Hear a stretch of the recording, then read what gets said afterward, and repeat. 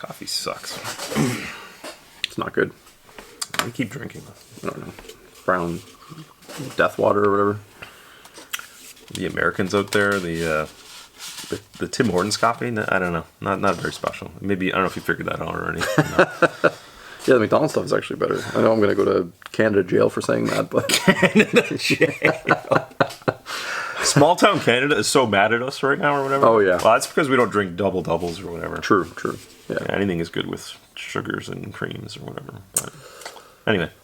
Speaking of a time you drink lots of coffee, have you been to a tournament recently?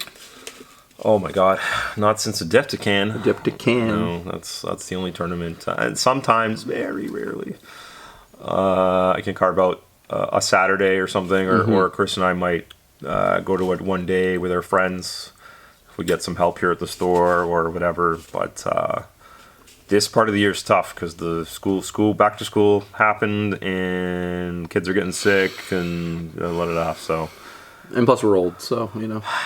I think in a perfect world, I would probably go maybe like maybe once a quarter or maybe one every 3 months. I wouldn't mind doing like a Saturday, maybe. You're full of life and energy, aren't you? This is like a I can say this because I can't and I don't.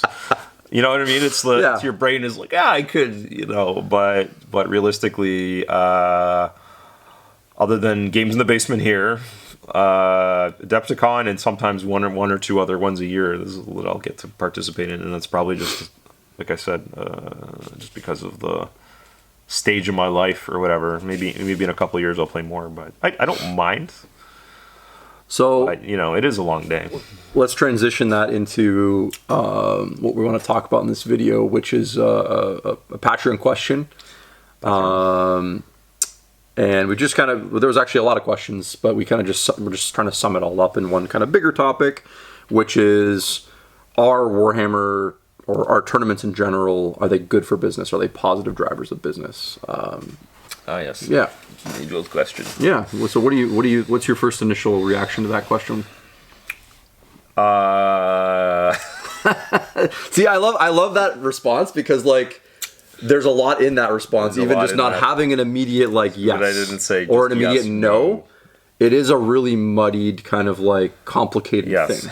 Yeah. So something that people watching have to be aware of, and maybe our store owner, viewers, and members will, some of them will probably be like, yeah, some of them will be like, no, look, obviously having optically and there's to an extent having people in the shop playing games, using, doing that is healthy, because it does kind of there's no greater symbol of the health of a game or a product that you sell than having a bunch of guys playing it. That being said, it is historically not a massive windfall. It is because generally, a few guys will be locals and regulars, but you generally do, 50% or more of the attendees will be from just kind of not your regulars. They come from other stores or even neighboring cities or subdivisions, whatever. And generally speaking, most people playing in the tournament already have their collections and stuff. They're kind of if they're here, they're kind of I got everything. That's why I'm a tournament player. I bought everything. I'm not, not very much do you have the so you're kind of counting on if you have 20 people playing in a tournament, you're well, maybe realistically 2 or 3 might pick up some stuff, in terms of extra revenue. Now there is ticket revenue. That's why we do tickets, a paid ticket to play. And usually the going rate these days is $20 or $25 a head, and they're here gaming all day, and the money goes to a prize pool. So it's not even pure profit usually. It's not even nowhere close to pure profit. Not. Yeah. So again, if we use that example, there's $500 comes in, and I'm making 200 of that maybe profit for a full day event of 20 people. And just to kind of make it another frame of reference is on the average Saturday, which is a busier day in the store, or just in general in a hobby store like this that sells a lot of what do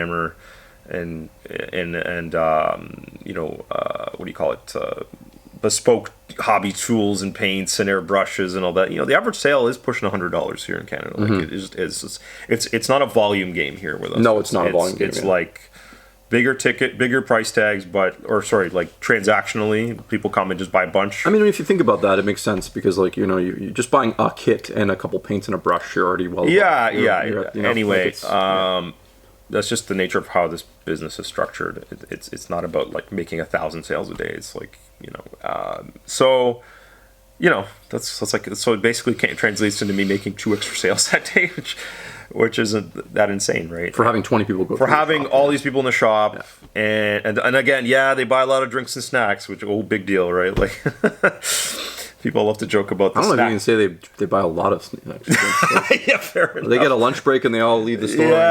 They go get their lunch or whatever. They go get lunch, but anyway, you sell a few soda cans and a few whatevers. Sure. And the markup on a soda can is fantastic. But I made 60 cents. Giggity. Dude. Yeah. So long story short, I like seeing the people. I like seeing what they're up to. But it is for us, or just from what I've for over a decade of doing, and we used to also run bigger before we had our store. This is the prequel days.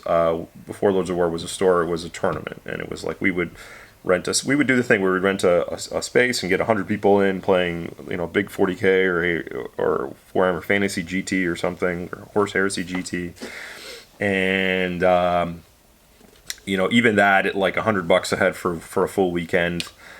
After you rent the space, buy the trophies, get the terrain and the gaming mats and all. It's like get the volunteers and pay out prizes. Like it's such a break-even endeavor then. Yeah.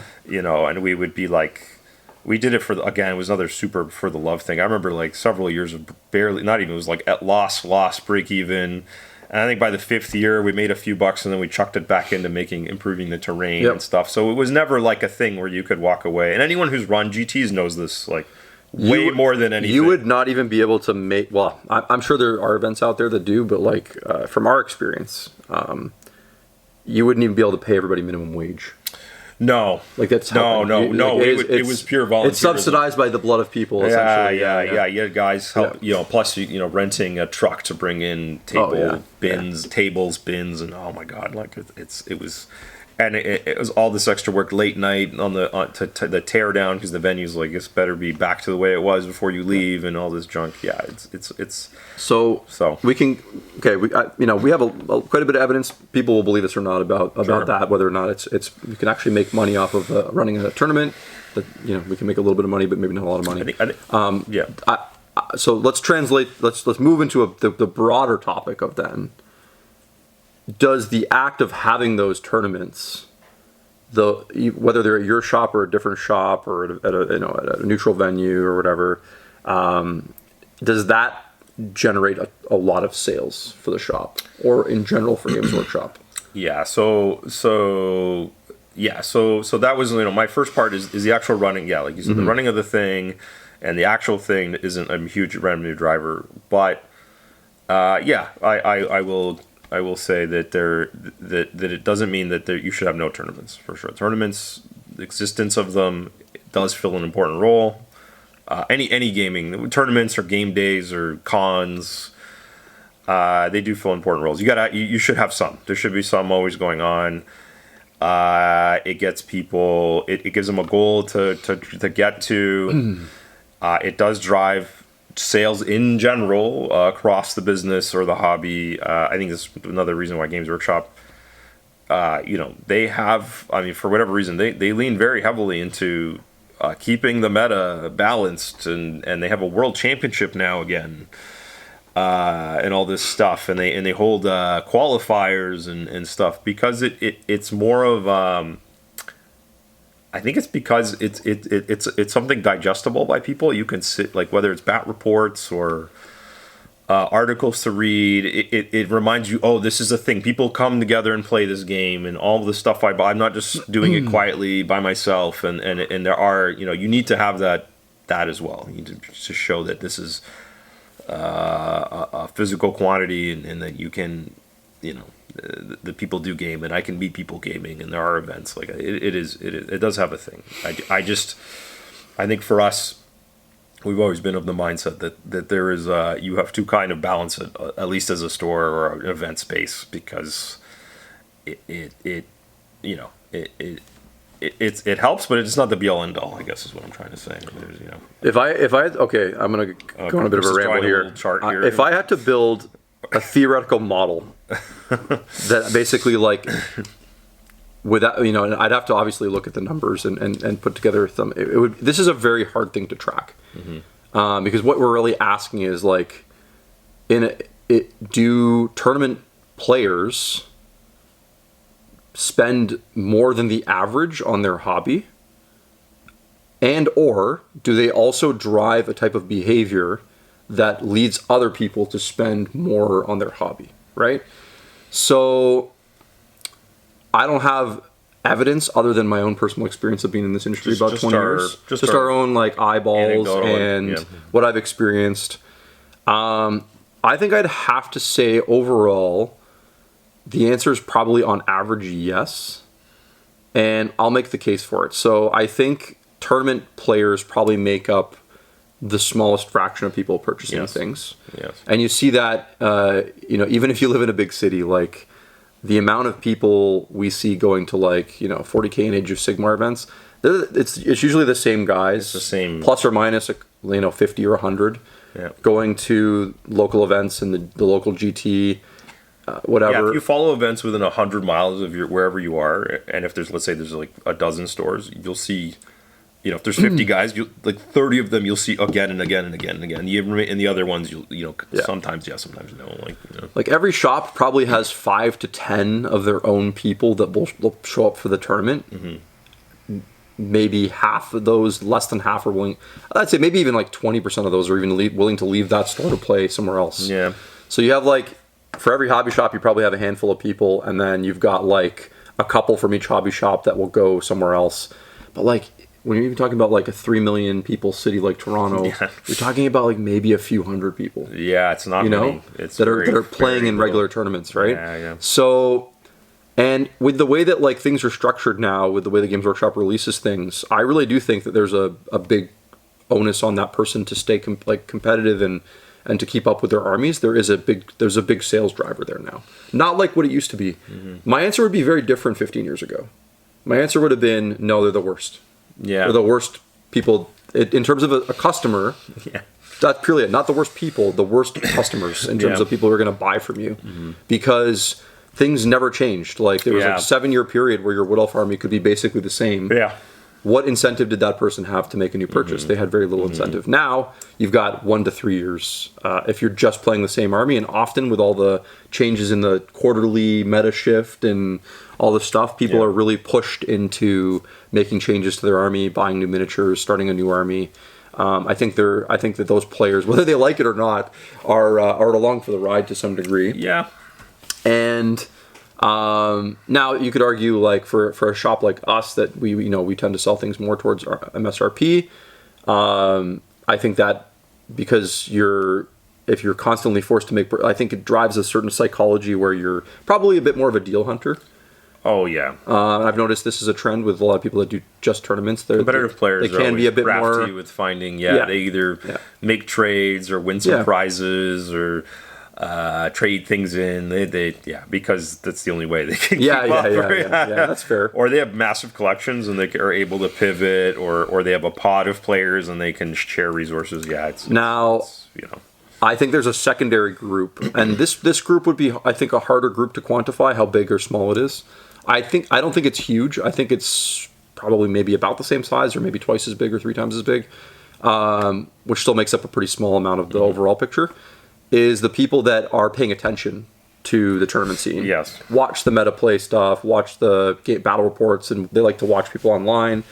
And they kind of model their behavior based on that, even though they don't really participate sometimes all the time. The pretenders. The pretenders, yeah. I've been in this category before. Oh, yeah. That's me, yeah. Anytime I psych myself up for Adepticon, I'm like, I'll do all right. And I go and crush or whatever. I'm like, oh. So I watched all this content. And so I think that drives a certain level of sales when people see, like, it's no different than Magic the Gathering. You see a cool deck that someone won with, and you're like, I can build that. Yeah. And then you go off and buy it, right? Yeah. I think it's like, oh, that's a cool Tau army that's competitive. I want to build that, and that kind of drives behavior. Now, I'll end my little theoretical model with just reinforcing the fact that I think the largest, most stable block of consumers still in the miniature hobby are people that basically don't pay attention to any of that. Yep. Yeah.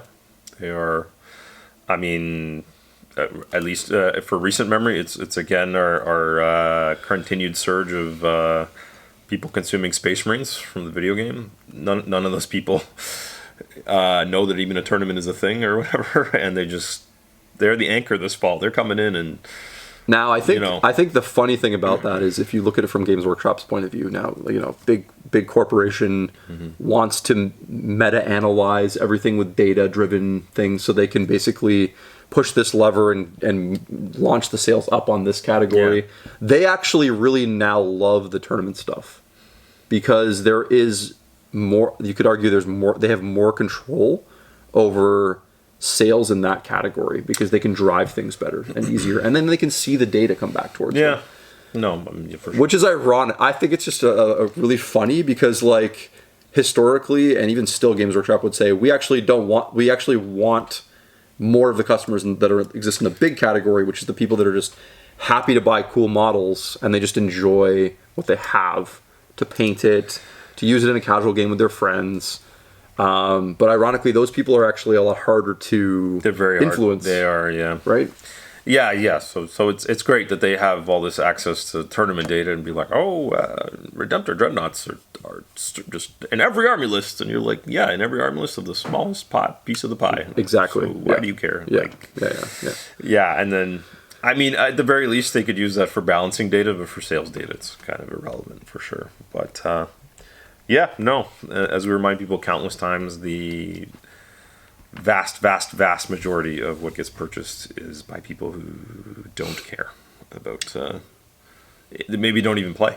Like, they just literally are they want cool minis and toys. Yeah. And because we have this, and I know because historically this conversation is always there, which is what should I get and why? Because they may not even have a codex or even know that they should buy a codex, and even if they had a codex, they wouldn't know how to interpret what's going on in there. Yeah. So often I just go with like, do you want a stompy guy or do you want a shooty guy? Like, this guy looks really neat. What do you think? What else? So yeah, I think Chris made tons of great points, and it's at the end of the day, again, which just comes back to my original answer, which was just a sound effect I made. Is that, what do you think about this? Grunt is that tournaments have a purpose, but I don't think they have this. They're not the steering wheel that's driving the whole. They are not. Whatever, yeah. I at least with Warhammer, it's or miniature games in general, it's a little, the dynamic is like a little different than in the card game world. I think because like a game like Magic is like it's this like duel. It's in theory it's like a duel to the death right from the get go. Like you're the whole concept of the game is you're just like, I know Warhammer's a war game, but I think because there's like objectives and fun epic moments that happen, it ends up, I think you end up like not caring so much at the end who won or lost, I think. Whereas Magic, it's like that's it. It's like there's no turn limit. You just play until someone reaches zero, I guess. I don't know. So I find it generally has a little bit of a colder, more emotionless feel to it. Like you just kind of like consume cards because they're good or not. You rarely. I know some people have favorite cards with gimmicks, but I think generally choices are like based on like just like this card will get me to win that much quicker. And if it gets banned or rotated out, you just kind of dump it back in the box. So you forget it exists. Right. And or you only care about a card because it spikes in the secondary value. And why did it spike? Oh, because it's doing really well in the game, and that's the only reason you care. I have tons of cards in my collectible card binder. I love you, but that could change. I love you. It could change like so quickly. Like how often you're like, this card is $60. Oh yeah. And then you put it in your binder and you don't even care. And then later you go check. Oh, it's $3 now out in the bin, right? Yeah. Like, but for that little while, you were so rich that sure. You're walking a little bit like taller. Sure. And, it was so good. Whereas I think we consume Warhammer in a completely different way. I think we. Yes, we there are a section of people that are like, yeah, but is it good in the game? And that does factor in sometimes, but a lot of times people they come in, they just buy fig minis because they're just like, I don't know, I'm in to spend my hobby budget, and I don't, today it's this, If I don't do this, I'll die. Yeah. And again, I'm glad tournaments exist, but no, I'm not gonna ever want to. This is why I at the store here for us, there's a few stores that are like always tournament stores, and that's great. They run them like really frequently. I found I liked the league model more. It's for even just from a function, like it's playing multiple games in a day. Again, unlike, Magic can be grueling too, but playing 3 games of Magic or whatever, 3 or 4 games of Magic is like not the same as playing 3 games of Warhammer in a day. It's just like such a slog. You have to be a hardy, special kind of individual to enjoy doing that week after week. So the league play just kind of stretches it out. People can schedule their times. They can play one game for 5 hours if they want, if there's enough time at the store to do it.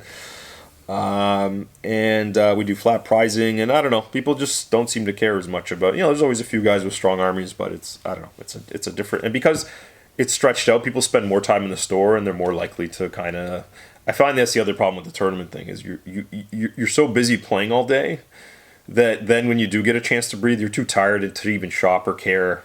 I know, if you wanted to. I find there's some guys that they're like, oh, I need to get something. They're like, oh, but you're closing in 5 minutes, and I'll be back next time. And it's. Hey guys, and all you shop owners out there, all 4 of you that watch this. Yes. Especially a 4-round league. That's 4 visits. 1 tournament, 1 visit. That's right. Exactly. 4 visits. Yeah. That's the main reason we do it. No. So. Yeah. I don't know. I'll end on just because. For the people that watch the end of the videos, they tend to get less mad at us because we finish our thoughts or whatever. But they just like hearing our voices. Deep into garbage time here. I think it's important to point out that a good shop owner or someone running a shop well, I think it's important to respect the type of hobby that your customers want to do. Sure. Whether or not you agree with it yourself, whether or not it's the best thing for your sales all the time. I think the way to actually maximize how much money you can make is to treat everybody like their hobby matters, which it does to them the most, right? Sure. And even when I was at workshop back in the day, we were really supposed to we weren't taught to hate tournament people, but there was sort of an internal bias there to sort of try to get them out and But I always tried to do the opposite. I always tried to make them feel welcome and try to do some things for them, and because I enjoy tournaments myself. So I think it's important that everyone who comes in has a good feeling about the type of hobby they want to do, and then there's something for them, and that's how you extend a bridge as a business to get to, at least maybe there's a chance that they buy something at some point from you. So otherwise, if you turn your nose down at people, obviously they're not going to shop with you. No, right? So no, no. We never. Yeah, I think there's based on some of last week's spicy videos and comments. Sometimes people take our very honest takes as they assume that someone walks in here and then I just immediately start interrogating. You're not buying anything. Get out. That's not how it is. Couldn't be farther from the truth. Believe me. But when you've been in the business long enough, and also something about anyone who's in any sort of sales at all, literally any segment of sales, know how much. And if you're good at it, there's a lot of time spent like so every question I ask, I'm gathering information, I'm observing, I'm watching, I'm looking for how to help this person the best I can. Right. And so this is why we can give with such confidence these types of like takes and answers, because it's like literally been 20 years of selling this stuff. Yeah. And you kind of get to know, like, some of this doesn't change, like these patterns continue and all that. So, but no, everyone everyone who comes in, Chris and I are also like the most like, I don't know, we're just like so welcoming, like like literally anyone comes in, any race, creed, or type, like it just starts with a hello and what's up, and that's I mean, that's ultimately and we like to always think of ourselves, being a small kind of boutique shop makes you, we've always tried to stay like that, because I think there's something special about that. It's like going to your local pub that you love, and the person like greets you with a big smile. And Jay and I growing up had those experiences ourselves with the Warhammer stores we used to go to, and the hobby shops we went to. That was like that's obviously the kind of place we want to be. Right? I don't know how many. There's so many hours of conversation are not even hobby related. Often. Oh yeah. Like, I feel like I always bring up that dumb reference of it's like the Jim and Dwight at the going on the sales. Oh yeah. And they're so successful because they know so much about. You know what I mean? Like, I mean, there's so many customers that come in. I know, like, again, like, what do they do for a living? How many kids they have? What something they have going on in their lives, and they know stuff about, like, it's getting to know so much more, and that's why they come back. You don't think Dunder Mifflin can sell paper? We can sell paper.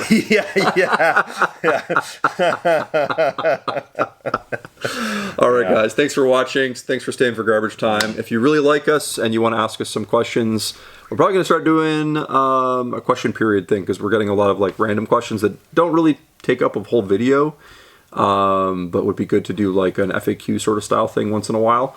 Patreon's a great place for that. Check out patreon.com/lordsofwargamesandhobbies. We'll see you next time. Thanks. Take care. Bye.